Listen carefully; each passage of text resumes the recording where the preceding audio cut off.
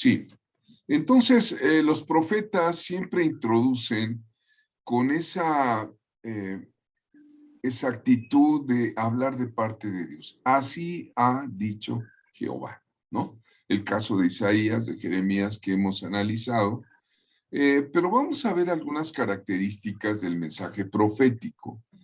El mensaje profético siempre ha sido afín con la historia, ¿sí? El mensaje de los profetas surge en una situación histórica que vivían. Desde allí surge. Por eso debemos entender que los profetas eran mensajeros de su tiempo, pero la esfera profética va más allá del tiempo que ellos están viviendo. En la Biblia hay dos formas de llamar el tiempo, por lo menos en el lenguaje bíblico del griego, es el cronos, que es el tiempo aquí de nuestro cronómetro, que son minutos, segundos, semanas, días, cronos, cronómetro. Y el kairos es el tiempo de Dios, es otra dimensión de tiempo. Pero el mensaje profético ha sido afín con la historia, ¿no? Es decir, ellos están viviendo una situación histórica y cuando usted lea a un profeta tiene que verlo en su contexto original. Más adelante vamos a ver los momentos que aparecen los profetas en la historia bíblica. Por eso usted tiene que convertirse y en entender al ser un estudioso de la Biblia, entender correctamente la profecía del Antiguo Testamento, ¿sí? Entender quiénes son, por ejemplo, los profetas del tiempo mosaico, es decir, de Moisés, quiénes son los profetas de diversos periodos, ¿no? Por ejemplo, nosotros vamos a tener un caso, el de Daniel, es formidable. El caso del profeta Daniel, él era entendido en los tiempos, es el caso de sus profecías conocidas, que ha asombrado a los eruditos estudiosos de la Biblia con el tema, por ejemplo, de las 70 semanas de Daniel, ¿no? Describe el tiempo que le tocó vivir, pero también describe el tiempo que menciona el tiempo del fin. Hay profetas que mencionan el final de los tiempos, es decir, la visión, aunque es histórica, la visión profética se puede extender más allá, ¿verdad? Entonces vean ustedes, dice en Daniel 9, 1 y 2, dice, yo Daniel miré atentamente en los libros el número de los años que habló Jehová al profeta Jeremías. ¿Te puedes entender esto? Un profeta estudiando a otro profeta. Y Daniel está estudiando al profeta Jeremías y le dice los tiempos, los años en que habían de cumplirse las desolaciones de Jerusalén en 70 años. Así que apunta esto, el mensaje profético ha sido afín con la historia, ¿verdad? Esto es bien, bien importante. Le voy a preguntar al profeta Andrés Lechuga, por favor, si quiere reactivar su audio y hacernos un comentario sobre el mensaje profético afín con la historia. Muy buenas noches a todos, amados hermanos en Cristo Jesús. El Espíritu Santo guiaba a los santos hombres de Dios inspirados para dar un mensaje. Básicamente, siempre ha sido de arrepentimiento y siempre ha sido un mensaje claro, un mensaje contundente de parte de Dios. Y algunos profetas hicieron actos proféticos, valga la redundancia. Algunos profetas se distinguieron como en su vestimenta, con el caso del profeta Juan el Bautista. Entonces, los profetas han sido esenciales para la obra del Todopoderoso porque son sus mensajeros. Mensajeros en la historia, como está la diapositiva, ¿no? Los ángeles llevan ahí el reloj, llevan los libros, llevan, Dios es Dios de la historia. Vean cómo se llama el Señor Jesús resucitado en el libro de Apocalipsis. Yo soy el principio y el fin, ¿no? Vamos a ver algo muy importante hablando de Daniel. Daniel, el anciano Daniel, ¿no? Es ese pasaje donde pues él sufre de una persecución sencillamente por adorar a Dios. Tú sigue adorando a Dios, ¿verdad? Daniel dice que oraba 3 veces al día, no le importaba que lo vieran los sátrapas gobernantes con las trampas políticas, sociales que le pusieron en el reino de Darío, y entonces usted tiene que convertirse, hermano, en un estudioso diacrónico. ¿Qué es eso de diacrónico?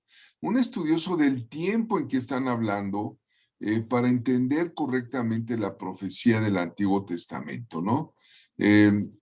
Por ejemplo, hablábamos de Daniel, ahí está en la diapositiva, lo echaron al foso de los leones.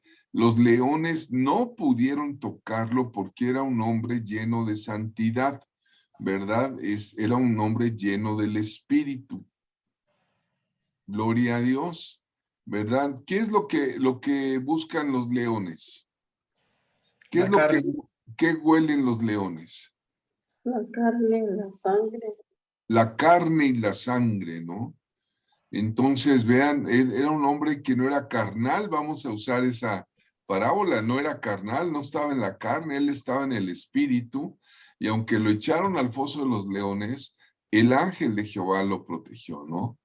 Así que el diablo, como león rugiente, anda buscando a quien devorar.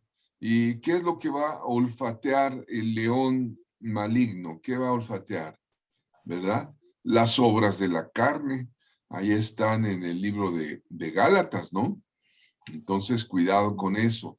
Pero cuando hay santidad a Jehová, cuando llevas esa relación con Dios, aunque el diablo llegue ahí, no va a olfatear, ¿no? Bueno, son comentarios, pero en el caso de Daniel, el Señor dice, pero tú, Daniel, cierra las palabras y sella el libro hasta el tiempo del fin. Así que si decíamos que los profetas tienen un mensaje afín con la historia, también se puede llevar hasta más allá de su historia local, de su historia personal. Amén. Amén. Por ejemplo, el mensaje fue dado en las edades, en los pueblos, pero el mensaje muchas veces no es inmune a los pueblos donde viven, en el entorno donde viven, ¿verdad? Los profetas se pronunciaron hacia las naciones que rodeaban Israel, ¿no? El ejemplo es, por ejemplo, Amós. Amós le profetiza a varias etnias, ¿no? Amós 1:3, por ejemplo. Así ha dicho Jehová por 3 pecados de Damasco. Y luego dice, así ha dicho Jehová por 3 pecados de Gaza. Ahí va otra región, Damasco, Gaza. Destruiré a los moradores de Asdod, ¿no? Así ha dicho Jehová por 3 pecados de Tiro. Así ha dicho Jehová por 3 pecados de Edom. Entonces, Israel tiene un mensaje profético, pero no nada más hacia su nación, sino hacia otras naciones, ¿no? Vean ustedes el mensaje de los profetas, ¿no? Amós fue dando en las edades, los pueblos que tenían relaciones comerciales. Es como nosotros, un profeta va a estudiar el tiempo en que estamos viviendo, ¿no? El tiempo. ¿Cuántos de nosotros podemos ver que está sucediendo una guerra en Europa, ¿no? ¿Cuántos nosotros podemos ver cómo se está moviendo China? Cómo la Biblia habla del dragón, habla del oso, ¿no? A nivel de naciones. ¿Quién es el dragón? ¿Quién es el oso, no? Habla, ¿qué está pasando en Estados Unidos de Norteamérica? ¿Cuáles son las situaciones sociales que estamos viviendo en México, no? Pronto va a haber cambios gubernamentales, ¿no? Y los profetas siempre están escudriñando también los tiempos sociales de las naciones, ¿sí? Entonces, por eso es muy importante, ¿no? Una cosa muy importante que también debes de entender, que la revelación de Dios es progresiva. La revelación es como esas puertas que estamos viendo allí, ¿verdad? Pasas de una estancia a otra, a otra, a otra, y así vas avanzando, vas entrando a diversos lados, ¿no? Eh, que pues vas entrando, ¿no? Vas progresando en el mensaje, ¿no? El asunto es este, ¿no? Y aquí es donde voy a comentar algo que se los voy a preguntar la próxima clase, que es mañana, para pedir su opinión. Dice aquí, cada mensaje profético se basa en otra verdad revelada de Dios. Es decir, que el Señor no va a revelar todo de un jalón, ¿no? El propio Señor Jesucristo le dice a sus discípulos, recuerda, cómo les dice, aún tengo muchas cosas que decirles, pero ahora no las podéis llevar, ¿no? Y, por ejemplo, en los días de Moisés, les voy a decir algo que parece contradictorio. A ver quién nos los descifra, o también nuestro hermano profeta Andrés, a ver si nos puede dar una ampliación de esta explicación, ¿no? Por ejemplo, en la ley de Moisés que vimos la vez pasada, los principios de la ley mosaica, hay una parte donde dice, yo soy Jehová tu Dios, Dios fuerte, celoso, que castigo la maldad de los padres sobre los hijos hasta la tercera y cuarta generación. ¿Recuerdan, hermanos, esa parte? Amén. ¿Sí? Sí, Amén. Y de Amén, amén. repente entramos a ver en Ezequiel 18:20, ¿sí? Algo muy, muy importante, ¿no? Ezequiel da otra revelación que está en la misma, dice, el alma que pecare, esa morirá. El hijo no llevará el pecado del padre, ni el padre llevará el pecado del hijo. Ezequiel 18:20. Y entonces aquí viene la controversia. ¿Pagaremos por los pecados de nuestros abuelos? Con esto quiero decirles que la revelación de Dios es progresiva. ¿Eh? A ver, ¿quién nos comentaría nuestro hermano maestro Andrés sobre este asunto? sí, en Éxodo 20 dice que así sucedería, ¿no? Eso es con respecto a la ley, pero con respecto a la gracia, ya tenemos un perdón por parte de Jesucristo, porque dices la palabra, abogado tenemos para con el Padre, a Jesucristo el justo, y es la propiciación por nuestros pecados, y no solo de los nuestros, sino de todo el mundo. Entonces, ya en Cristo la salvación es personal, pero en la ley ya era una generación tras otra generación que tenía que responder por los pecados de todos los antepasados. Muy pertinente. Vean cómo es una revelación progresiva. Ahora en Cristo, ¿sí? el hombre puede ser libre del pecado de sus abuelos, ¿verdad? En la medida que camine con Jesucristo, que se aparte, ¿no?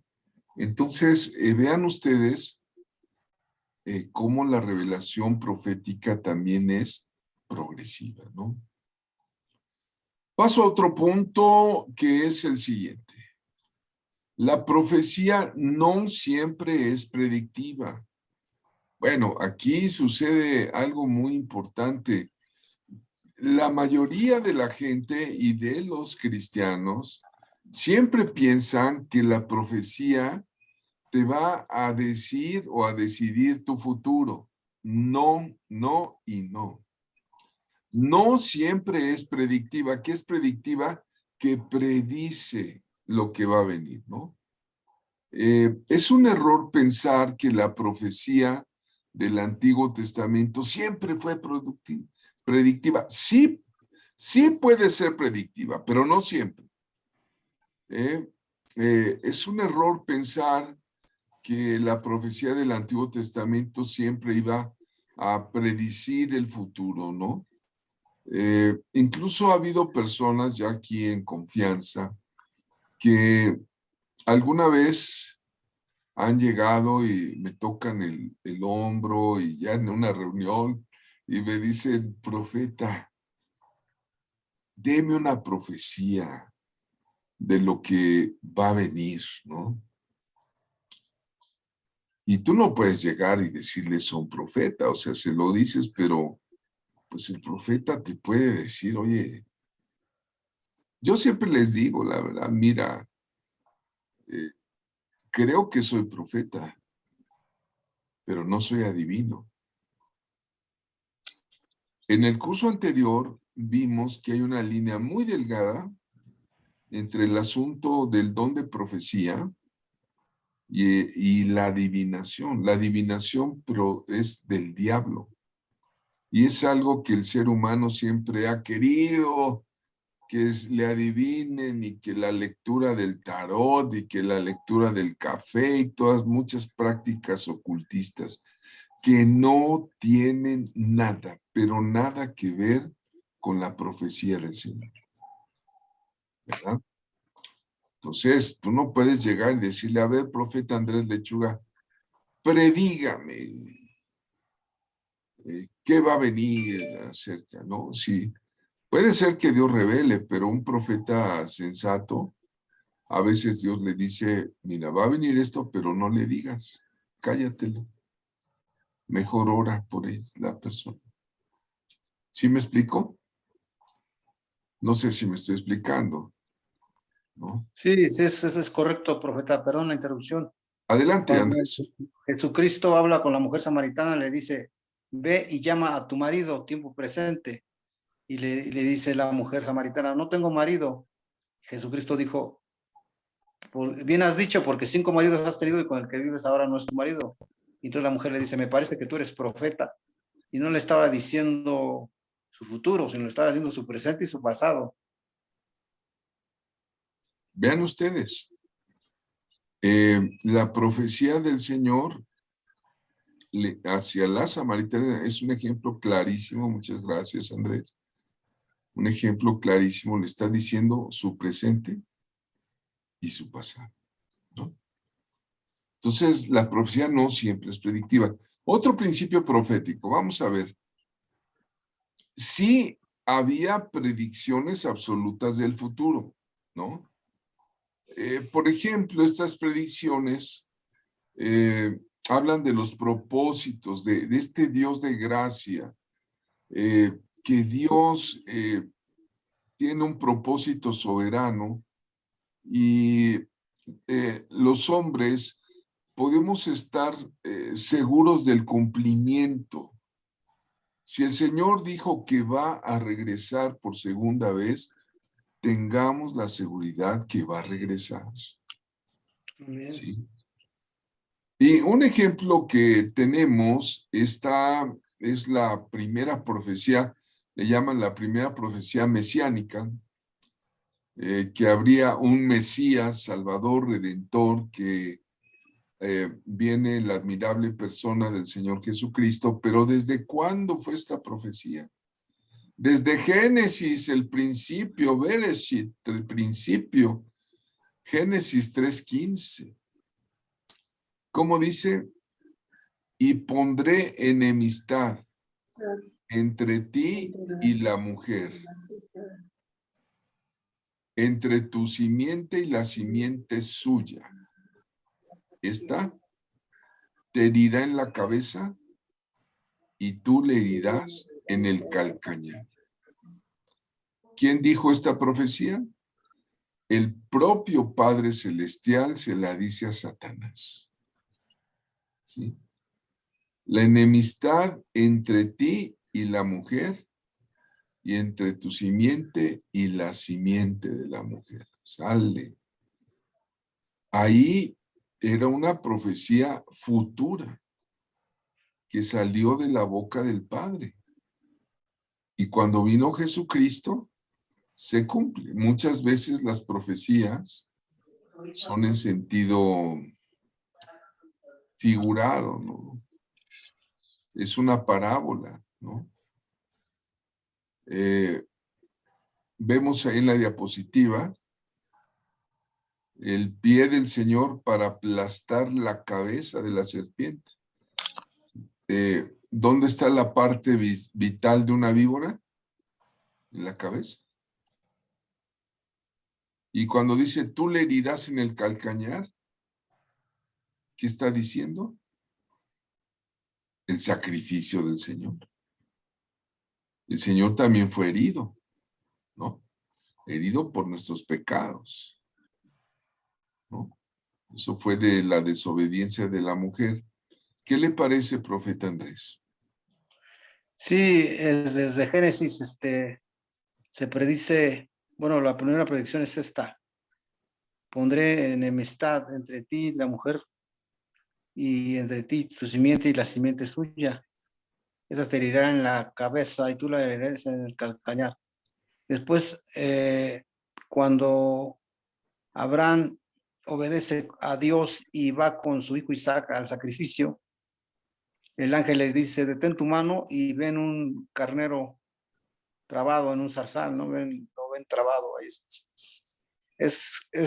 La profecía pues se va revelando cada vez más, como dice aquí, una profecía de revelación progresiva.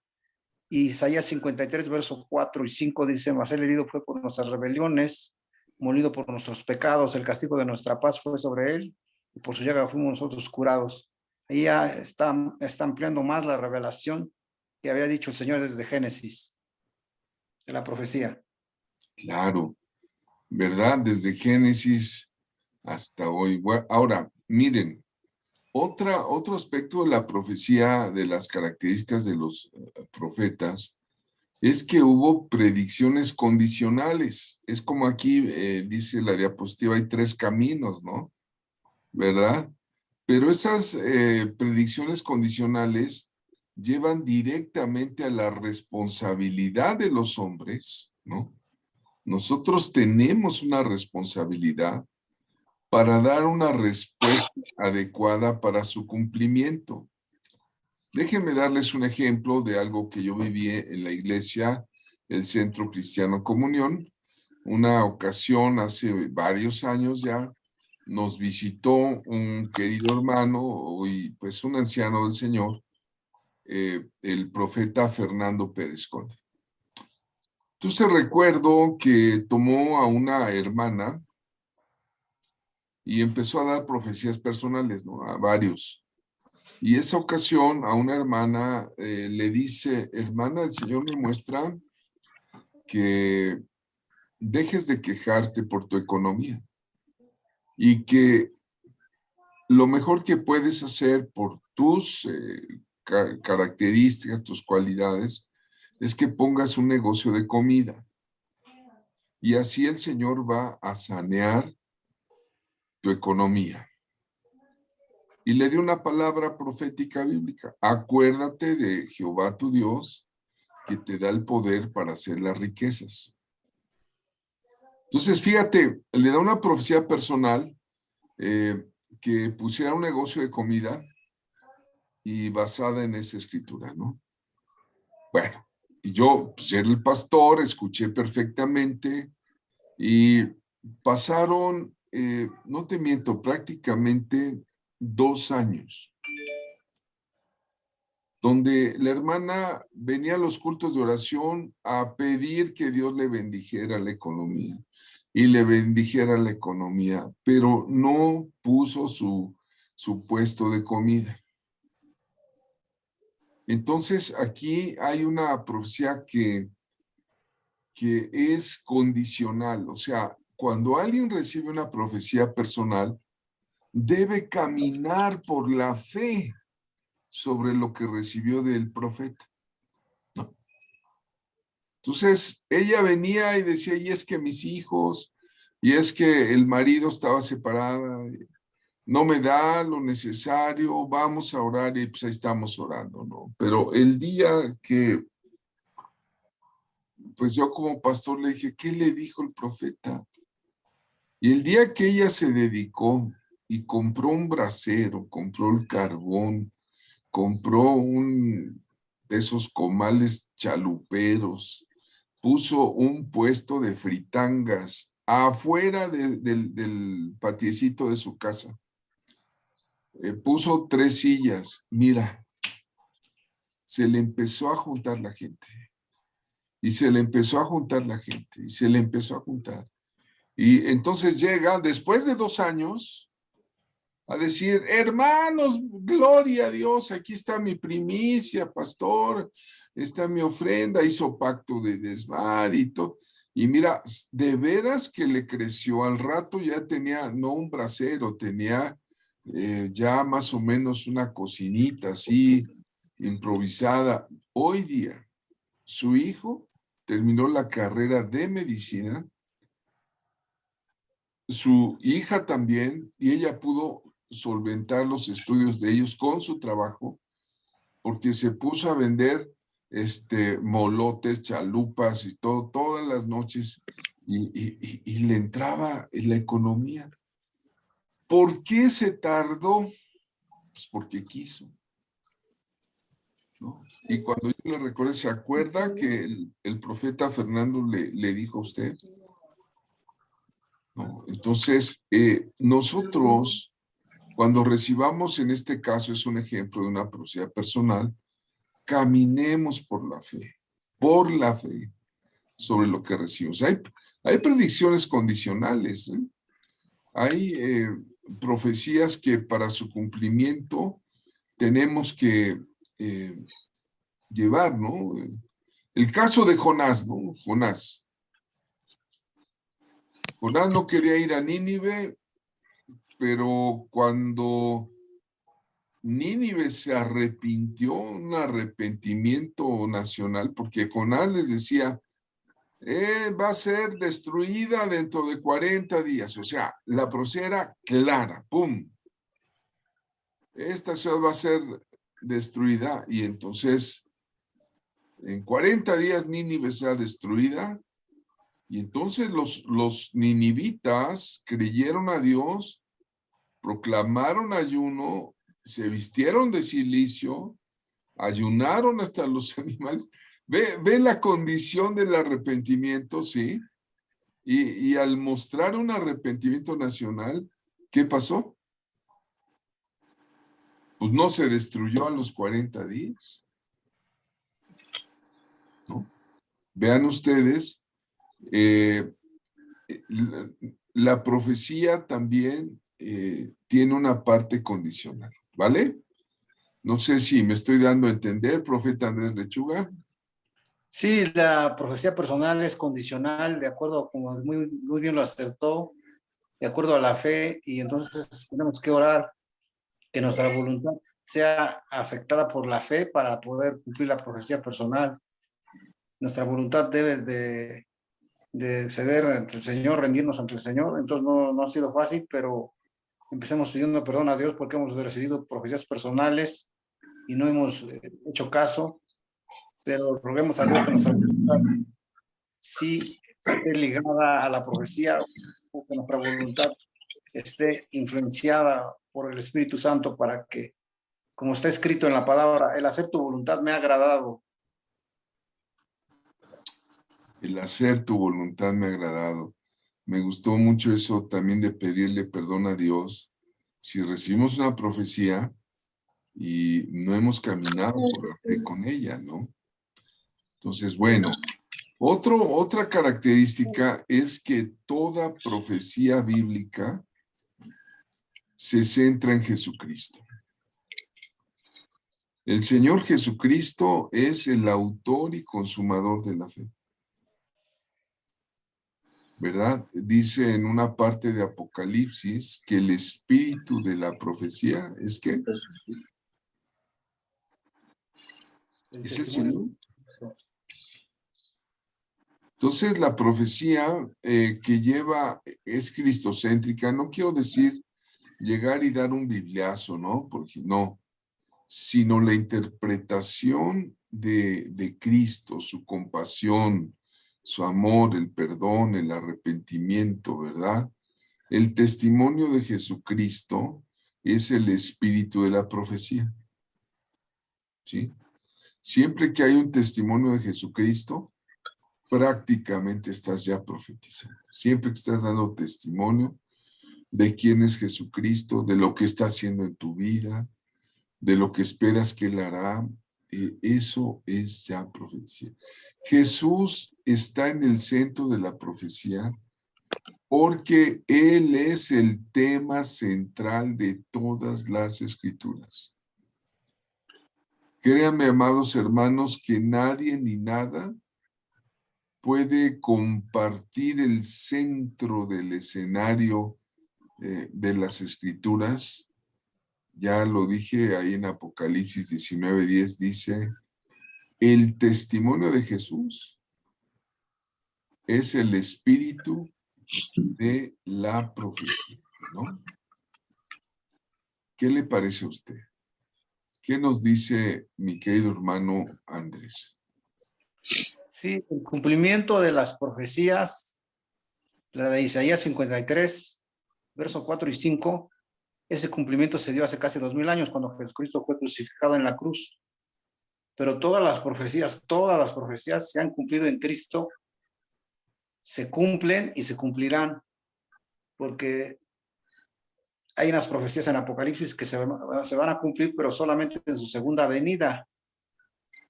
Entonces hay unas profecías que ya se cumplieron en su primer venida, la primera vez que pisó la tierra, pero hay otras profecías que se van a cumplir en su segunda venida. Sí, amén. Y la profecía personal incluso debe estar centrada siempre en el Señor. Recientemente, hace, no sé, si 2 meses quizá, mandé un video donde les digo, un video corto de esos que estoy enviando. Ustedes van a recibir de vez en cuando alguna enseñanza de la Escuela de Profetas en videos cortos. Trato de hacer así como cápsulas, pero mandé uno que hablaba de precisamente, ahí se me fue ahorita el tema, de que el Sermón del Monte es la norma, la constitución de los profetas contemporáneos, ¿no? El Sermón del Monte, que son 2 capítulos maravillosos que están ahí en el libro de Mateo, y también hay una parte que está en Lucas, bienaventurados, ¿se acuerdan de las bienaventuradas? Pero toda la integración, no sé, el que tenga entendimiento que lo vea, para un profeta cristiano, para un profeta de este tiempo, ahí tiene su constitución, tenemos nuestra constitución. ¿Cuál es? Sermón del Monte, ¿no? Así que hasta para la profecía personal. Continúo. La interpretación de la profecía del Antiguo Testamento siempre va a venir a la luz del Nuevo Testamento. Esta es una norma, ¿eh? Si usted quiere interpretar profecía del Antiguo Testamento, tiene que interpretarla, amados, a la luz del Nuevo Pacto, del Nuevo Testamento. Nunca es al revés, ¿eh? Nunca es al revés. Usted no puede tomar cosas del Nuevo Testamento e interpretarlas a la luz del Antiguo, sino más bien recuerden que la explicación del Antiguo Testamento en el Nuevo Testamento es el punto del sentido de las Sagradas Escrituras, ¿no? ¿Qué te parece esto, maestro Andrés? Sí, con respecto a qué profeta, perdón. A la interpretación de la profecía del Antiguo Testamento, Ah, sí, a la luz del Nuevo Testamento. sí tiene que ser interpretado porque Pedro dijo, pero tenemos también la palabra profética más segura que tenemos en la palabra. Entonces, tenía que no solamente estar tomando la profecía, sino también checar con las profecías del Antiguo Testamento. Sí, sí, vean ustedes qué importante es este asunto, ¿no? Conocer toda la Escritura. Eso es bien importante. Bien importante. Voy a continuar. Ahora, la interpretación de la profecía en general, pues debe ser en el sentido literal, natural de las palabras. Cuando venimos a leer la Biblia, debemos darle el sentido literal, también natural, ¿no?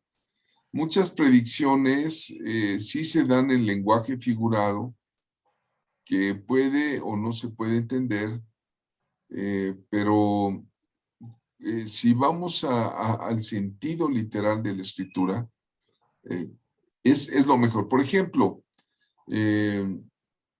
ahora que estuvimos viendo el anterior curso con el profeta Heikki Takala, ustedes lo escucharon a él.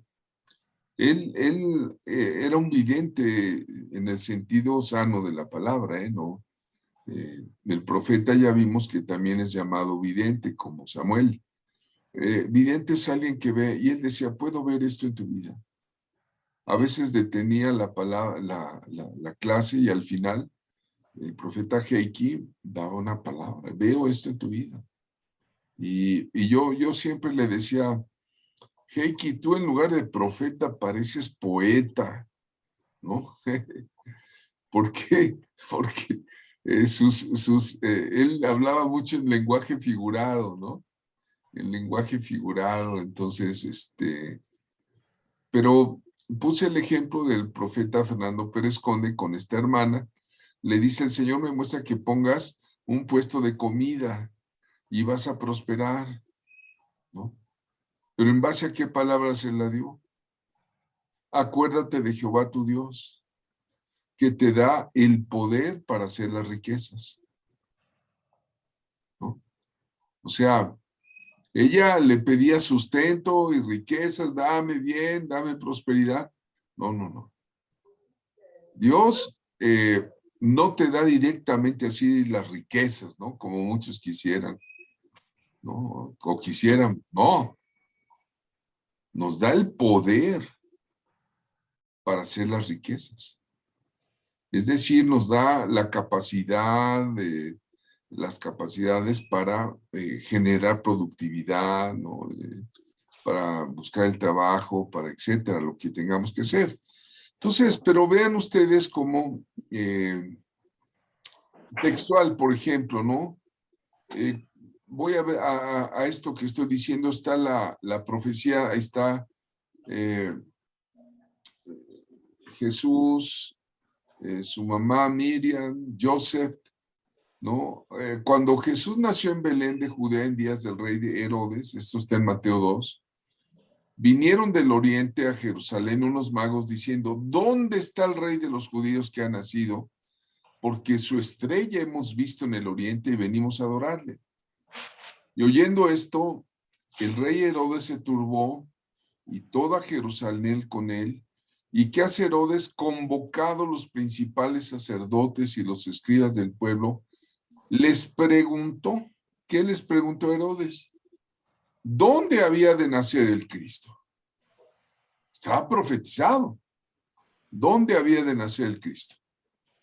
Y ellos le dijeron, en Belén de Judea, porque así está escrito por el profeta. Literal, ¿eh? Y tú, Belén de la tierra de Judá, no eres la más pequeña entre los príncipes de Judá, porque de ti saldrá un guiador que apacentará a mi pueblo Israel. Entonces, ellos le dan esa información a este hombre Herodes. Y sí, pues efectivamente de ahí salió de Belén el Mesías. ¿Y qué hizo Herodes? ¿Eh? ¿Creyó la profecía, sí o no? ¿Y qué hizo el impío? Satánico, infeliz, ¿verdad? Ha de estar en el fondo del infierno. Mandó matar a los niños, ¿no? Digo, pues, Satanás es homicida, ¿no? Entonces, pero aún el diablo ese, Herodes, pues vivió la profecía, ¿no? Bueno, literal era de ti, de Belén, Éfrata, saldrá el que será guiador de mi pueblo Israel, Jesucristo, ¿no? Vamos a ver en la clase de mañana, ya prácticamente hoy terminamos, la clasificación en base al tiempo durante el cual vivieron los profetas del antiguo pacto. Ya con este tema cerramos y después vamos a tener algunos comentarios antes de terminar la clase. Primero decíamos que necesitamos conocer el momento en que los profetas hablaron de acuerdo a la Biblia.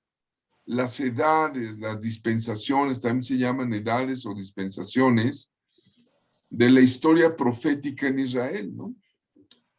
Por ejemplo, tenemos profetas o gente que profetizó, como son Abel, Enoc y Noé, se llaman prepatriarcas.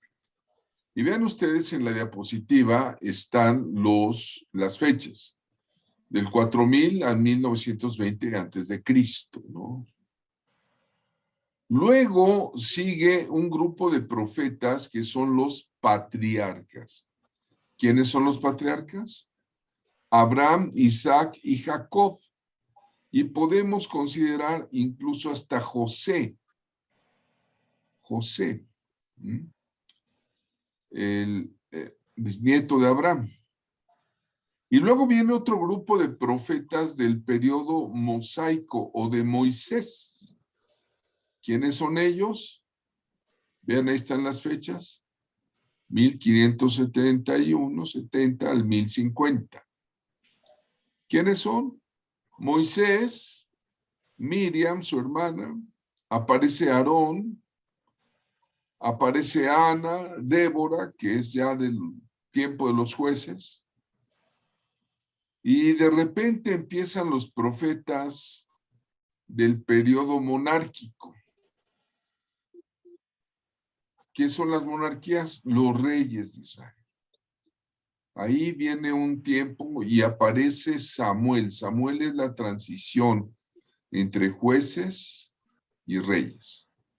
Pero aparece Natán, Gad, David. Vean ustedes todo este grupo de profetas bíblicos que aparecieron. Y luego viene el punto 5 a la división del periodo monárquico. Ya es prácticamente en el año 1000 al 895. Hay una luz de profetas, ¿verdad? Ahías, Jehú, Elías, Eliseo, Ido, Jaciel, Hanani, Zacarías, Micaías, ¿no? Y luego viene el periodo canónico, también ahí entra todo ese alud de profetas, ¿no? ¿Qué pasa antes de que el pueblo de Dios empiece a pecar flagrantemente en contra de Dios? Antes de que se los lleven al exilio babilónico, hubo profetas que les decían arrepiéntanse. Y son los profetas del preexilio. Pre es antes del exilio. En el 895 al 610. Y ahí aparece también una luz de profetas que si estuvieran en carne hoy presentes, le estarían avisando a la humanidad lo mismo, arrepiéntanse, ¿verdad? El mensaje bíblico ya vimos que ahí está. Abdías, Joel, Jonás, Amós, Oseas, Miqueas, Isaías, Jeremías, Nahum, Sofonías y Habacuc. Llega el momento en que el pueblo de Dios es llevado cautivo a Babilonia y entran dos profetas que son los profetas del exilio, Ezequiel y Daniel. ¿Y qué sucede cuando se cumplen las 70 semanas que regresan otra vez de Babilonia a la tierra prometida, a Israel, a Jerusalén y a Judá? Los profetas del post-exilio, después ellos tuvieron otra misión también. Ageo, Zacarías y Malaquías, ¿sí? Todos estos personajes que estamos viendo, ¿verdad? Desde Abel, en este caso hasta Malaquías del Antiguo Testamento, los vamos a estudiar en las clases próximas. ¿Estamos de acuerdo? Sí. Y vamos a entrar a los profetas intertestamentarios. Aquí se considera a Juan el Bautista el último profeta que representa el Antiguo Testamento y es el precursor del Nuevo Testamento, ¿no? Y luego viene la clasificación de los profetas del Nuevo Testamento. Esta parte es muy interesante. Encontramos al profeta Ágabo, encontramos al profeta Silas, encontramos a Pablo profetizando, a Juan y a Pedro, aunque son apóstoles, ellos profetizan. Y algunos más de la iglesia primitiva, los vamos a ir viendo, ¿no? A estos profetas del Nuevo Testamento. Vean, todos estos profetas los vamos a estar estudiando y les agradezco mucho, mucho que estemos conectados a esta presentación. Déjenme ver, finalizamos la presentación y vamos a detener la grabación.